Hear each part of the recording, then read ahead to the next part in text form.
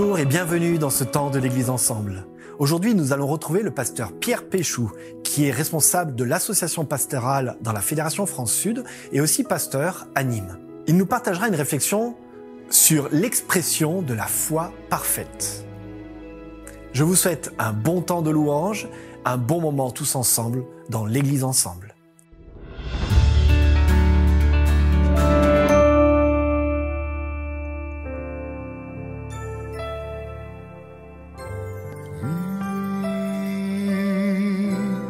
Le plus grand des amours qui se perd dans l'infini,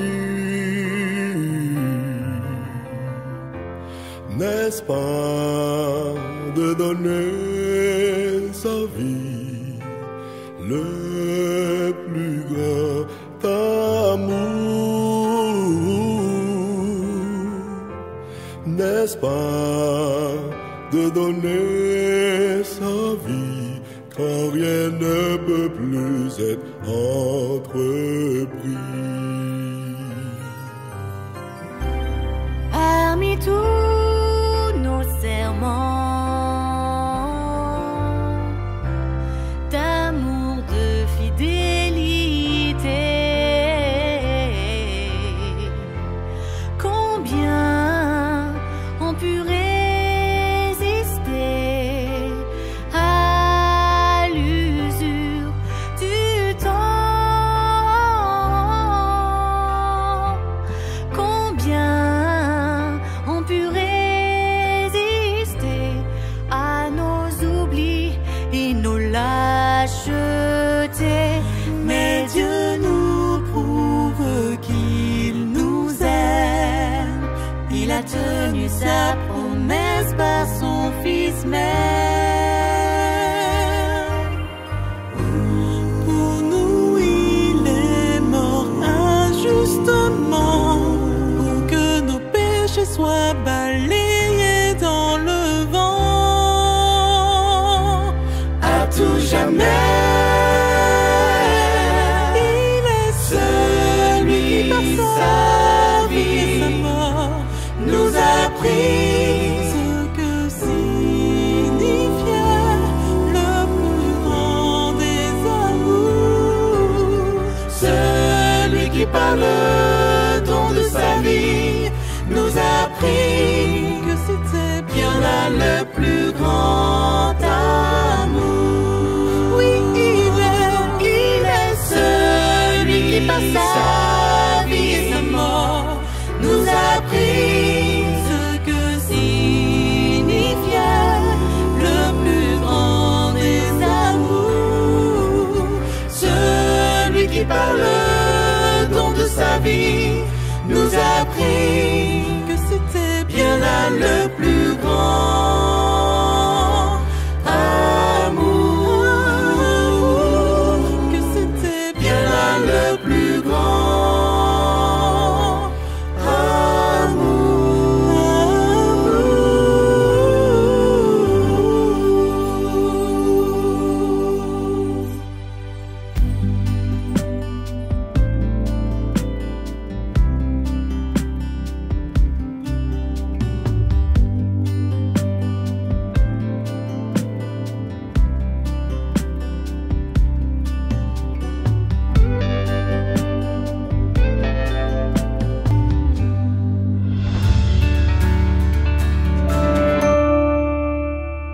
Je vous invite aujourd'hui à lire un texte qui se trouve dans l'évangile de Marc au chapitre 5. Je vais vous lire le titre que les éditeurs ont rajouté au-dessus de ce texte, la fille de Jaïros et la femme qui touche le vêtement de Jésus. Donc c'est Marc chapitre 5 à partir du verset 21. Le texte est un peu long, mais je vais prendre le temps de le lire je vais le lire peut-être complètement en une seule fois. Donc Marc 5 à partir du verset 21. Jésus regagna l'autre rive en bateau et une grande foule se rassembla auprès de lui. Il était au bord de la mer. Un des chefs de la synagogue, nommé Jaïros, arrive. Le voyant, il tombe à ses pieds et le supplie instamment. « Ma fille est sur le point de mourir, viens, impose-lui les mains, afin qu'elle soit sauvée et qu'elle vive. Il s'en alla avec lui. Une grande foule le suivait et le pressait de toutes parts. Or, il y avait là une femme atteinte d'une perte de sang depuis 12 ans. Elle avait beaucoup souffert du fait de nombreux médecins, et elle avait dépensé tout ce qu'elle possédait sans en tirer aucun avantage. Au contraire, son état avait plutôt empiré. Ayant entendu parler de Jésus, elle vint dans la foule par derrière et toucha son vêtement. Car elle disait, « Si je touche ne serait-ce que ses vêtements, je serai sauvée. » Aussitôt, sa perte de sang s'arrêta et elle sut, dans son corps, qu'elle était guérie de son mal. Jésus sut aussitôt en lui-même qu'une force était sortie de lui. Il se retourna dans la foule et se mit à dire, « Qui a touché mes vêtements ?» Ses disciples lui disaient, « Tu vois la foule qui te presse de toutes parts et tu dis, « Qui m'a touché ?» Mais il regardait autour de lui pour voir celle qui avait fait cela. Sachant ce qui lui était arrivé, la femme, tremblant de peur, vint se jeter à ses pieds et il lui dit toute la vérité. Mais il lui dit, « Ma fille, ta foi t'a sauvée. Va en paix et sois guérie de ton mal. » Il parlait encore lorsqu'arrivent de chez le chef de la synagogue des gens qui disent « Ta fille est morte. Pourquoi importuner encore le maître ?» Mais Jésus, qui avait surpris ces paroles, dit au chef de la synagogue « N'aie pas peur, crois seulement. » Et il ne laissa personne l'accompagner, si ce n'est Pierre, Jacques et Jean, frères de Jacques. Ils arrivent chez le chef de la synagogue. Là, il voit de l'agitation, des gens qui pleurent et qui poussent de grands cris. Il entre et leur dit « Pourquoi cette agitation et ces pleurs ? L'enfant n'est pas morte, elle dort. » Eux se moquaient de lui, mais lui les chasse tous, prend avec lui le père et la mère de l'enfant, ainsi que ceux qui l'accompagnaient, et il entre là où se trouvait l'enfant. Il saisit l'enfant par la main et lui dit « Talitha koum », ce qui se traduit « Jeune fille, je te le dis, réveille-toi ». Aussitôt, la jeune fille se leva et se mit à marcher. En effet, elle avait 12 ans. Ils furent saisis d'une grande stupéfaction. Il leur fit de sévères recommandations pour que personne ne le sache, et il dit de lui donner à manger. Alors c'est sans contexte. Depuis plus de 20 ans, le texte sur lequel j'ai le plus prêché, mais simplement parce que c'est le texte qui m'interpelle le plus dans les évangiles, celui qui a le plus marqué mon parcours avec Dieu, et j'ai envie de dire même qui a le plus marqué ma foi. Et c'est vraiment pour moi un texte fondamental, au sens de fondation, de fondement. Et c'est pour ça aussi que je vous le partage aujourd'hui.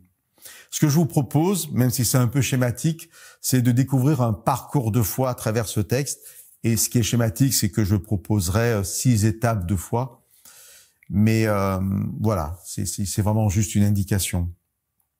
En tout cas, pour moi, ce texte est vraiment interpellant parce que justement, il va poser la foi que Dieu nous propose de vivre à chacun. Et je vous rappelle que la foi est donnée par Dieu. Très souvent, donc, quand je partage ce texte et que je fais un petit sondage pour savoir vers qui, de façon instantanée, va notre empathie, est-ce qu'elle va plus vers Jaïros ou vers cette femme?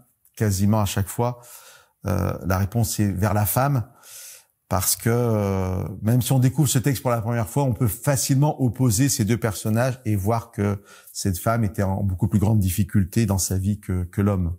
Et on pourrait d'ailleurs prendre une feuille de papier, faire 2 colonnes et mettre à gauche tout ce qui caractérise cet homme et à droite la femme, et on verrait que tout les oppose. Donc rapidement, d'abord, je le dis comme ça, mais c'est un homme et elle c'est une femme. Et donc on connaît la condition de la femme à l'époque qui n'était pas du tout l'égale de l'homme. Et d'ailleurs, lui est nommé, il a un prénom, donc il existe de façon beaucoup plus précise. Elle, c'est juste une femme. Alors ça permet aussi peut-être de s'identifier avec ce personnage parce qu'elle n'a pas de nom, justement. On trouve voilà, un homme, Jaïros, et une femme sans prénom. Et lui, c'est un homme qui a une position sociale. Il est chef de la synagogue, donc il a sûrement une certaine aisance financière. On le sait parce que il a aussi les gens de sa maison, donc des serviteurs. Il est reconnu socialement, il a une vie sociale, culturelle. Et cette femme, elle n'a rien de tout ça, puisque en ayant une perte de sang depuis 12 ans, elle est impure et donc ne peut toucher personne, ne peut fréquenter personne, personne ne peut même rentrer chez elle, s'asseoir où elle s'assoit, etc. Donc une femme qui est une mort vivante en quelque sorte, complètement exclue de toute vie sociale et cultuelle. Elle est ruinée et lui est riche. Et puis la plus grande bénédiction dans la Bible, c'est d'avoir des enfants. Peut-être plus un garçon qu'une fille, mais c'est quand même une grande bénédiction d'avoir des enfants. Je parle à l'époque. Et cet homme a une fille, tout va bien dans sa vie. Voilà. C'est un peu je brosse un peu un tableau idéal de l'homme béni par Dieu avec une fille de 12 ans. Puis 12 ans, c'est aussi la période depuis laquelle cette femme a des pertes de sang. C'est très interpellant aussi. Elle, c'est 12 ans de malédiction. Et donc vraiment tout oppose ces deux personnages. Tout va bien pour lui, une bénédiction depuis 12 ans avec la naissance de sa fille. Et puis cette femme qui, elle, est dans les ténèbres, dans la nuit depuis 12 ans, elle finit par être ruinée, vraiment exclue de tout. J'y reviendrai à la fin de notre partage. Alors voilà, je vous parlais d'étapes de foi, d'un texte fondamental pour moi. Et c'est très simple, les 3 premières étapes se résument dans le verset 22. Un des chefs de la synagogue, nommé Jaïros, arrive. Voyant Jésus, il tombe à ses pieds et le supplie instamment. Alors, je vais insister un peu, m'arrêter un peu sur ce verset. Venir à Jésus, le voir. Donc, il y a une rencontre, ne serait-ce qu'à travers la vue, on est face à face. Et puis quand je suis en présence de Jésus, je tombe à ses pieds et je le supplie instamment. Et vous allez mettre derrière ces 2 derniers événements, action, tomber à ses pieds, supplier, ce que vous voulez, dans la façon dont vous vivez votre relation à Jésus, votre relation à Dieu. Et vous n'êtes pas obligé de tomber à ses pieds pour prier, mais vous pouvez prier dans la position qui vous convient, mais vous êtes dans cette consécration de cette relation à la prière, cette relation avec Dieu dans la prière. Il le supplie instamment, voilà. On ouvre son cœur en quelque sorte. On parle sincèrement à Dieu. Et bien, vous voyez, c'est cette foi active, elle peut représenter peut-être l'ensemble de ce que vit certains d'entre nous, ce que vivent certains d'entre nous dans la relation à Dieu. Et il n'y a rien de négatif dans ce que je dis.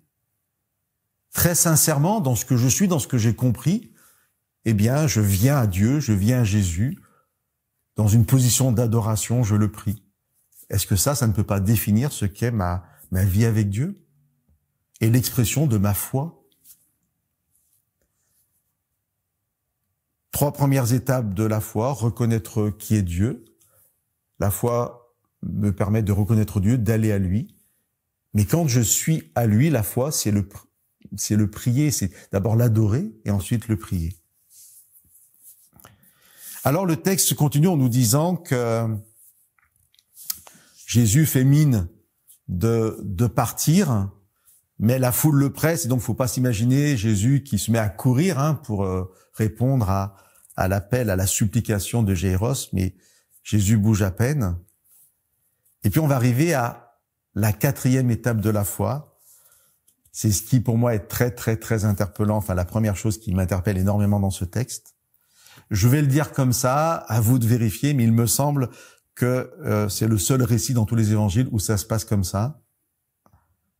Je ne sais pas si vous y avez prêté attention, mais Jésus ne parle pas. Jésus ne répond pas. Et je vais l'exprimer comme ça, cette 4e étape de la foi, accepter le silence de Dieu. On est dans la pire des situations possibles. C'est ce qui donne aussi pour moi du poids à ce récit. Sans vouloir faire des comparaisons, mais il y a d'autres récits de miracles où, c'est pas aussi grave que ça. Mais là, on est dans la mort de son enfant. Je veux dire, sans en rajouter, il n'y a pas pire. La supplication de Jaïros, c'est pas juste parce que mon serviteur est malade et puis il peut pas me servir. Non, ma fille est en train de mourir. Et d'ailleurs, dans des textes parallèles, dans Matthieu ou Luc, la fille est déjà morte. Donc elle est vraiment, ici dans ce texte, en train de mourir à la fin de sa vie. Et d'ailleurs, vous avez vu dans la lecture, quand Jésus arrive avec les disciples, elle est morte pour les gens de la maison. Enfin, pour les serviteurs qui viennent avertir Jaïros. Donc, je viens pour la chose la plus grave qui puisse exister. Et je fais ce qu'il faut faire. Et je le dis ça de façon positive, encore une fois. Hein. C'est pas du cinéma. Je viens vers Jésus parce que c'est vers lui qu'il faut venir. Je le reconnais pour ce qu'il est. Je l'adore. Je me mets à genoux. Je tombe à ses pieds. Je le supplie. Et aucune réponse. Alors vous me direz, oui, effectivement, verset 24, il s'en alla avec lui. Je vous ai dit tout à l'heure qu'il fallait pas s'imaginer de grandes enjambées. La foule le presse de toutes parts. Jésus peut à peine bouger. Mais effectivement, il y a cette action, mais ça me suffit pas. Moi qui viens vers Jésus parce que je suis dans le désespoir complet, parce qu'un drame est en train de s'accomplir dans ma vie, la moindre des choses, ce que j'attends en suppliant Dieu, c'est une réponse, une parole. Et je vous disais, c'est ce qui fait de ce texte, pour moi, un texte vraiment à part. Jésus ne répond pas. Le silence de Dieu.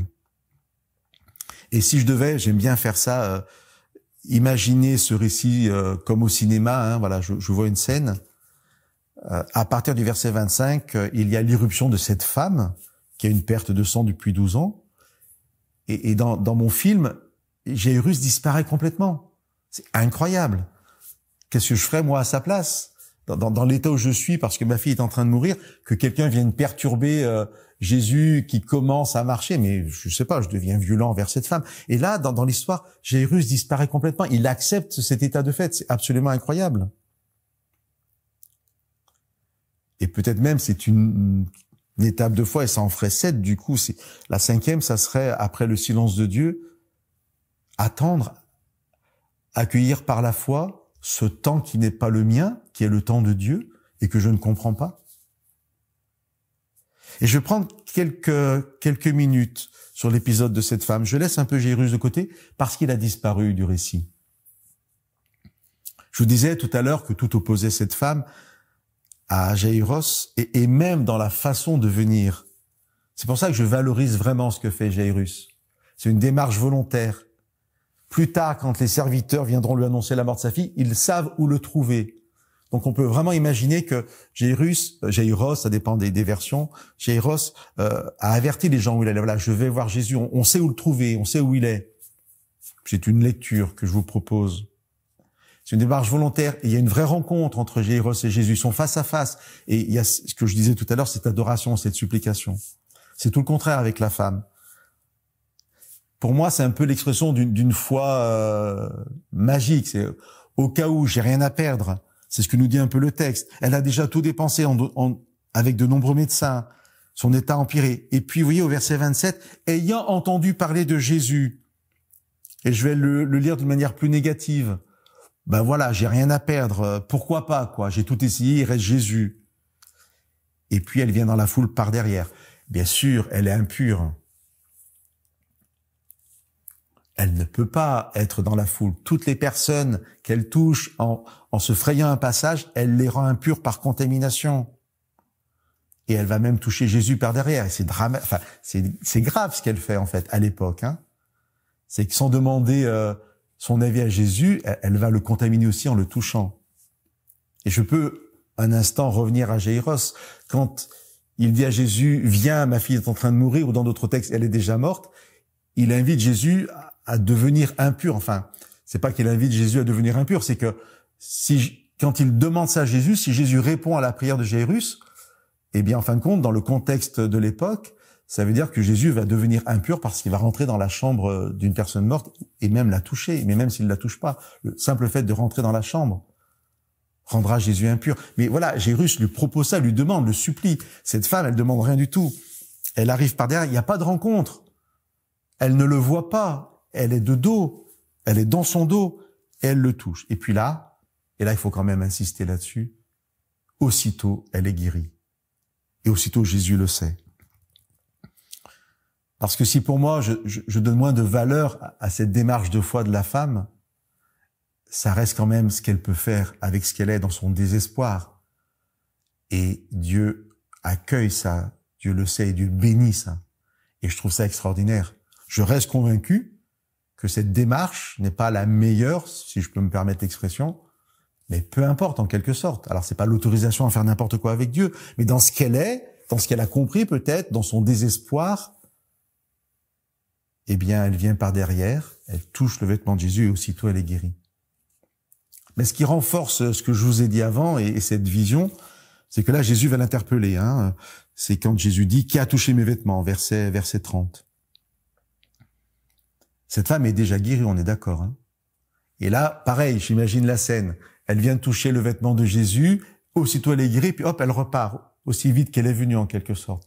Et puis là, en repartant, elle entend cette voix de Jésus « Qui m'a touché ?» Et là, elle a deux possibilités. Elle est guérie, donc elle continue son chemin. J'ai eu ce que je voulais de la part de Dieu, eh ben je continue ma vie, je continue mon chemin, en m'éloignant de Dieu. Ou alors, je réponds à l'interpellation de Dieu, à la question de Dieu, à la parole de Dieu, qui m'a touché. Ben gloire à Dieu, parce qu'elle va entendre et puis répondre à cette question de Jésus. Et en y répondant, si nous sommes attentifs au texte, elle va vivre exactement les 3 premières étapes de foi dont je parlais au début que vivait Jaïros. Je suis au verset 33. Sachant ce qui lui était arrivé, la femme, tremblant de peur, vint se jeter à ses pieds et lui dit toute la vérité. Je suis toujours dans mon petit film. Ça me semble évident que si elle se jette à ses pieds, elle ne lui tourne plus le dos. Elle n'est plus dans le dos de Jésus, bien évidemment. Elle vient devant lui. Et là, on a pour la première fois une rencontre entre Jésus et cette femme. Elle répond à l'appel de Jésus, et j'insiste, alors qu'elle est déjà guérie. Et puis vous voyez, une fois qu'elle est face à lui, comme Jaïros tout à l'heure, elle se jette à ses pieds. Jaïros tombait aux pieds de Jésus. Jaïros suppliait Jésus, et elle lui dit toute la vérité. Et chacun donc vivra cette foi avec Jésus, cette relation selon ce qu'il est. Venir face à Jésus, s'agenouiller, tomber à ses pieds et lui ouvrir son cœur. Vous voyez, cette femme vit ces 3 mêmes étapes. Et là, on doit s'arrêter un tout petit instant sur ce que lui dit Jésus. « Ma fille, ta foi t'a sauvée, va en paix et sois guérie de ton mal. » Je vous laisse réfléchir à ce petit plus ou ce grand plus, parce qu'elle est déjà guérie de son mal, et pourtant Jésus lui dit « Maintenant, sois guérie de ton mal. » Parce que la foi est là, la foi t'a sauvée, va en paix, voilà. C'est ça la différence, va en paix. C'est très interpellant. Je viens à Jésus, même si je viens mal, c'est dans la caractéristique de Dieu de bénir. Même si je fais pas les choses comme il faudrait les faire, Dieu m'a béni. Mais je fais quoi de cette bénédiction de Dieu? Je repars sur mon chemin, je repars vivre ma vie? Ou alors cette bénédiction de Dieu, c'est qu'un point de départ. Et là, je viens être en adoration maintenant. Et je peux entendre, parce que je suis en adoration, je peux entendre Dieu qui me dit, va en paix. Tu vas repartir, mais dans la paix de Dieu. Je reviens à Jaïrus, qui avait disparu de notre petit film et qui réapparaît parce que, verset 35, Jésus parlait encore lorsqu'arrive de chez le chef de la synagogue des gens qui disent « Ta fille est morte, pourquoi importuner encore le maître ?» Et là aussi, ce texte est tellement riche qu'on pourrait vraiment en dire plus, mais juste, si vous le permettez, là encore, si je veux avoir une lecture négative de ce verset 35, est-ce que j'ai déjà vécu, moi, dans ma vie de foi et ma vie d'église, des personnes bien intentionnées qui viennent me voir et me dire « Mais pourquoi tu continues à prier? Pourquoi tu continues à importuner le maître? C'est trop tard de toute façon, ta fille est morte. » Vous voyez, peut-être c'est pas du tout dans cet esprit-là que les serviteurs viennent, mais vous voyez quelle peut être la violence de ces paroles. Alors j'insiste, je sais, j'insiste. Je vous propose Jaïros comme l'homme qui a ce parcours de foi idéal, qui vient à Jésus volontairement, qui tombe à ses pieds, qui le supplie, qui accepte le silence de Dieu. Il n'y a aucune parole de Jésus. Qui accepte que le temps de Dieu ne soit pas mon temps. Et il disparaît de la scène pendant que Jésus s'occupe de cette femme. Et puis, verset 35, ces personnes qui lui disent « Mais à quoi ça sert ?» Dieu, il t'a même pas répondu. Et puis regarde, c'est trop tard maintenant, ta fille est morte. Je brode un peu, vous me le permettez. Et du coup, ça serait la 6e étape maintenant, c'est accepter l'inacceptable. Dieu m'a jamais demandé d'être un super chrétien. Moi, je fais ce que j'ai cru comprendre, ce que je crois être bien. Je viens à lui, j'ai une vraie relation avec lui, de respect, de foi, je le supplie, je suis en adoration. Il m'a même pas répondu, Dieu. Et en plus, maintenant, c'est trop tard. Ma fille est morte. Une étape de foi qui serait accepter ce que je ne peux pas accepter, accepter l'inacceptable. Et je vous disais tout à l'heure que ce qui faisait pour moi vraiment la particularité de ce texte, pourquoi dans ma vie il est à part, la première chose c'était ce silence de Jésus. Et puis là on arrive surtout pour moi au plus important, c'est quand c'est trop tard, quand il n'y a plus d'espérance à vue humaine, c'est quand on dit ta fille est morte, c'est là que Jésus va parler. Et ça serait intéressant de savoir si on se rappelle les paroles de Jésus. Ce sera pour moi la 7e étape, la foi parfaite. Permettez-moi encore une fois l'expression. Mais Jésus, qui avait surpris ces paroles, dit au chef de la synagogue, « N'aie pas peur, crois seulement. » Ça, si je suis déjà à la fin de ma prédication, même si je vous garde encore quelques minutes, ça pour moi c'est ma prière pour chacun d'entre nous. D'être dans un parcours avec Dieu, quoi qu'il arrive dans ma vie, quelles que soient mes révoltes ou mes possibilités de révolte parce que Dieu ne me parle pas, parce que tout s'écroule, parce que la pire des choses est arrivée dans ma vie, être capable à ce moment-là, quand tout semble trop tard, être capable d'entendre Dieu me dire « N'aie pas peur, crois seulement ». Et là, je vais rajouter quelque chose. Nous, on connaît la fin du texte. On sait que dans quelques minutes, quelques heures, cette fille va ressusciter. La fille de Jaïros va ressusciter. Mais on ne peut pas lier cette parole de Jésus à la fin du texte. En tout cas, moi, je ne pense pas qu'il faille absolument les lier. Ce que je suis en train de dire, c'est que Jésus ne dit pas à Jaïros, n'aie pas peur, crois seulement que ta fille va ressusciter. Je pense que Jésus lui dit, et surtout Jésus nous dit, n'ayez pas peur, croyez seulement. Point. Et l'après, ça ne vous appartient pas.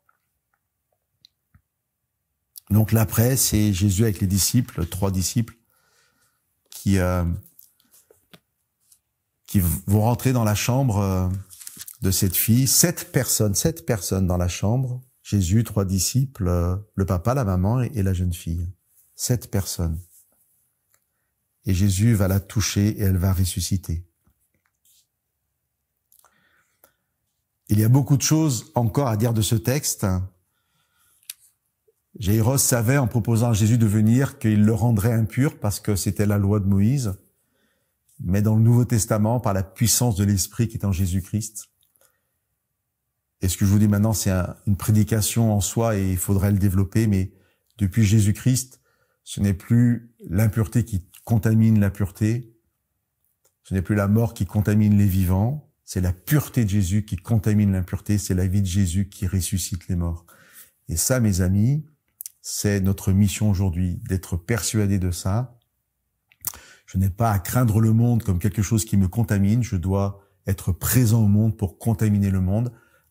Pureté de l'Esprit de Dieu en moi, et mettez à la place du mot pureté ce qui vous convient. La puissance de Dieu, l'amour de Dieu contamine ceux qui sont dans les ténèbres. Alors c'est une forme de parenthèse que je referme tout de suite pour clore cette prédication. Venir à Jésus, le reconnaître pour ce qu'il est, être en position d'adoration, le prier, lui ouvrir son cœur, lui dire toute la vérité, le supplier, accepter le silence de Dieu, accepter le temps de Dieu qui n'est pas le mien, accepter l'inacceptable, ta fille est morte, et pour vivre pleinement la foi que Dieu nous propose, n'aie pas peur, crois seulement. Et c'est donc ma prière pour chacun d'entre nous, d'entendre ces paroles de Jésus pas comme de simples mots, mais comme quelque chose qui va s'inscrire comme le fondement de notre vie de tous les jours, quoi qu'il arrive. Parce que je suis sincère dans ma relation avec Dieu. Ne cherchons pas à savoir si on a fait assez bien ou des choses de mal. C'est pas ça la vie avec Dieu. On rentre dans le monde du salut parce que par la grâce, Dieu nous fait rentrer dans ce monde et parce qu'on est sincère dans ce qu'on vit avec Dieu. Bien, quoi qu'il arrive, c'est ma prière pour chacun d'entre nous. Entendre simplement Dieu nous dire, n'aie pas peur, crois seulement. Mais pas croire que les choses vont s'arranger comme tu veux. Crois seulement. Et moi, je m'occupe du reste. Tu es mon enfant, je t'aime et je prends soin de toi. Que Dieu vous bénisse. Merci au pasteur Pierre Péchou pour ce temps de réflexion. À présent, je vous invite à regarder en bas de votre écran. Vous savez, il y a un petit lien. C'est le lien pour apporter vos dîmes et vos offrandes. Alors je vous invite à le faire de manière spontanée, de manière généreuse, mais aussi de manière réfléchie, de manière objective.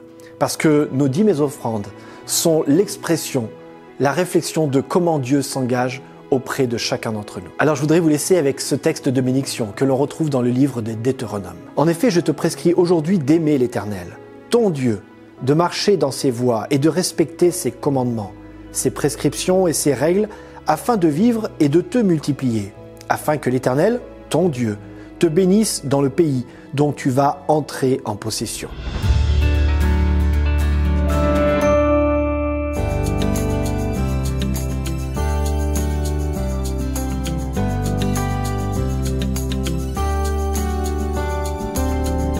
Je loue ton nom éternel,